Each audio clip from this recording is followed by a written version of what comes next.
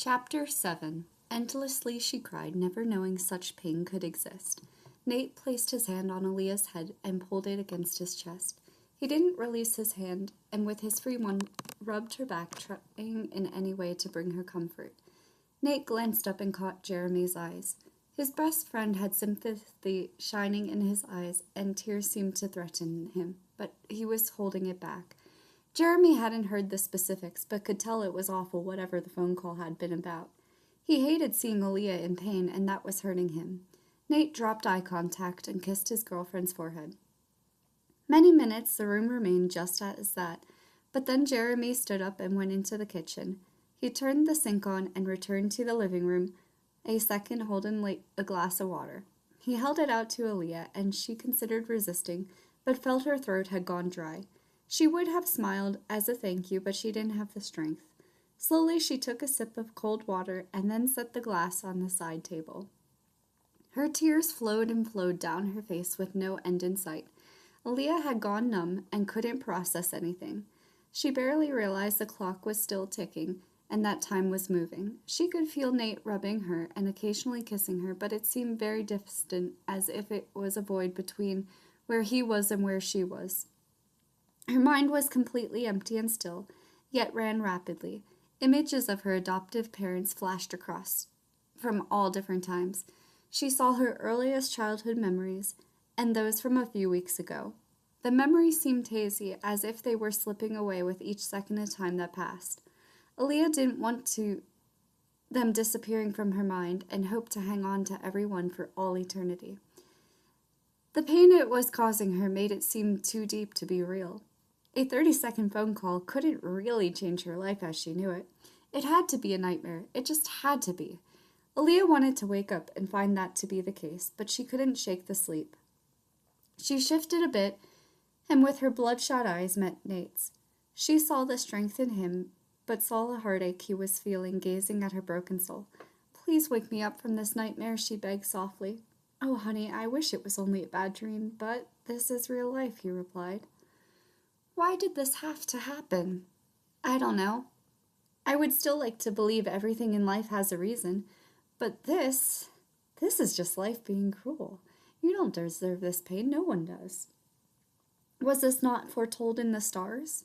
"I can only read certain things from the stars, and it does not show this type of thing.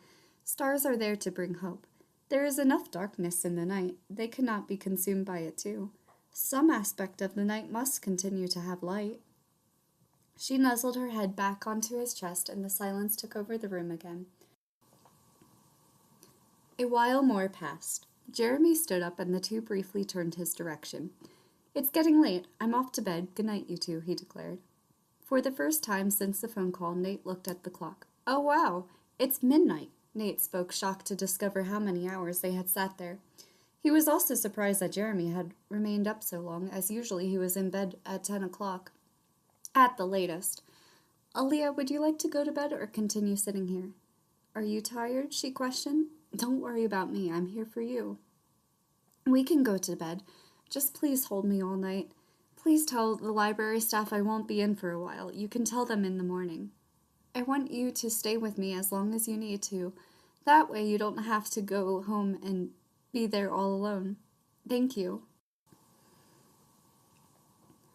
Nate lifted Aalliyah into his arms, knowing at the moment she likely didn't have the strength to walk to the bedroom on her own. He laid her on the bed and reached under her shirt. He unlatched her chains and set the fabric aside so she'd be more comfortable to sleep. He crawled in bed beside her and turned the lamp off.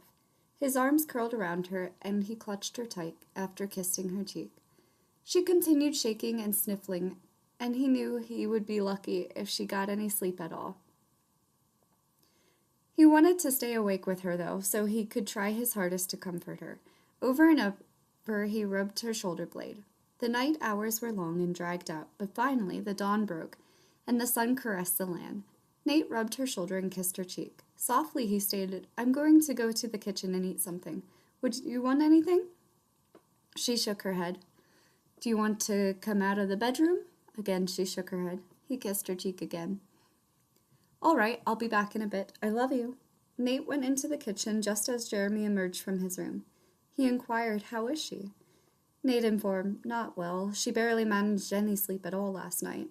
When she did fall asleep, she either had nightmares and startled herself awake or forced herself to wake up." "The poor dear. I'm assuming she ended up waking you up multiple times." "Yes, but I was also avoiding sleep. I knew she needed me, so I was trying to stay up for her." "That's really sweet of you. You are so caring. May I ask what happened?" Nate hesitated and then informed, "Her adoptive parents were both killed in a car accident last night." Jeramie covered his mouth and shook his head in disbelief. Nate saw a thought cross his best friend's eyes. "I know, she is going to struggle with this, but you might be able to help her if you are up to it." "I will, but I'll wait until the moment is right." After about 30 minutes passed, Nate returned to the bedroom. He sat down next to Aalliyah and rubbed her back. He sat there for a while. Jeramie came in and set a glass of water on the nightstand. A few minutes later, he returned with a warm broth, knowing likely Aalliyah would fight eating anything else. Fortunately, Nate got her to sit up and drink the soup. Jeramie came back a third time to take the bowl to the sink, but also to offer advice. "Aalliyah, I think you should go outside and sit on the patio for some time. The fresh air will likely help you." "I feel like I can't move." Nate jumped in. "I will carry you then." Jeramie countered, "No, she needs to walk. She is paralyzing herself. Exercise of any sort gets the brain going and helps it mend easier. By not moving, she is making it worse. Believe me." Nate nodded, knowing where Jeramie was coming from. He kissed his girlfriend's cheek and begged, "Please get up and I'll walk with you onto the balcony." "I don't want to." "I know, but you have to, trust me. Besides, it is beautiful outside today, and not too chilly. A sweater shall suffice." Nate held out his hand to her, and she reluctantly took it. He pulled her onto her feet, and she slowly forced her feet to take a step, and then another. She made her way over to the door that led to the balcony, and Nate slid it open. Then she sat down on one of the metal chairs that had a cushion on top. Nate went inside the home and came back a moment later with a blanket, which he draped over her shoulders. He then sat beside her. After some time passed, he retreated inside and stood next to Jeramie. Both of them gazed out at Aalliyah, feeling bad for her. Jeramie sighed and decided it was best to approach her. He joined her out on the patio and knelt down in front of her. He clasped her hands in his, and the two held eyes. He stated, "I'm guessing right now you feel as if your world is ending." She nodded. "You feel like you are drowning and the surface is nowhere in sight. You feel chained down in your sorrows." "How do you know this?" she questioned. "Because I've lived through it too," he answered heavily. "My parents were killed in an accident when I was 7, so I know exactly what you are feeling. One day, everything is as it should be, and the next, the world as you know it is gone. I was put into an orphanage then because my parents had been my only family alive. I spent the next 10 years in and out of foster care. I still had Nate through it all, but I never once felt more alone." "How did you get through it?" "The ladies at the orphanage helped, and my first foster family got me into counseling. I also had to look within myself to find the reason to fight for a better tomorrow. As a child, that was especially difficult. I had nothing. You have Nate, and a promising future with him. You cannot let this extremely hard time destroy everything. Remember, a better tomorrow is promised. You are strong. Grieve for as long as you need, but don't let it steal time away from your life." Aalliyah threw her arms around Jeramie and hugged him tight for a long moment. When she released him, he stood up and said, "Nate and I are going to help you through this. But if it isn't enough, I can always set you up with counseling." She shook her head and declared, "I'm not one for talking about my feelings. It's going to take time for me to get back on my feet, but I think with you both helping me, I will be able to eventually." Aalliyah had given Nate the key to her house and sent him to fetch clothing for her. He had tried to convince her to come with, but she didn't have the strength in her yet to rise and walk more than a few feet. Nate came back and then spent a while with her out on the patio. Eventually they retreated to the warmth of the home. That night, Aalliyah fell asleep rather quickly, likely because she had worn herself thin on sleep the previous night. Aalliyah remained sleeping over at Nate's house for the entire week. On the day of the funeral, Nate drove Aalliyah to London. Throughout the entire day, he never left her side.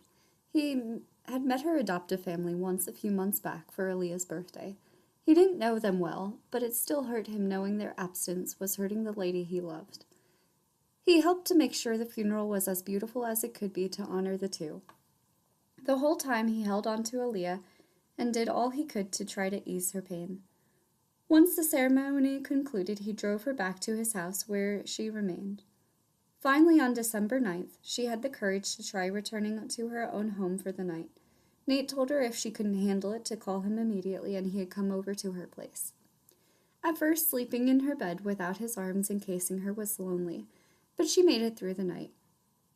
In the morning, she went back to Nate's house, though, and spent the day there. When Monday came, Aalliyah returned to the library, but she considered making it only a half day. However, she ended up having the strength to remain and found being there in her happy place helped heal her more. It also helped she could spend time reading and escaping reality. Very slowly, she was getting back on her feet, though it was clear her heart was still aching and she knew it would always have a hole there.